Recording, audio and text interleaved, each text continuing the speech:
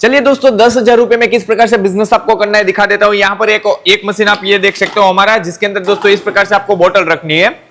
इसके अंदर दोस्तों कोई जूस बना के या कोई शरबत बना के मार्केट के अंदर सेल कर सकते हो। यहाँ पर दोस्तों कैपिंग मोटर मिलने वाली है। इस प्रकार के दोस्तों यहाँ पर आपको कैप लगा देना है और यहाँ पर दोस्तों देख सकते हो ये रेडी हो चुका है हमारी बोतल।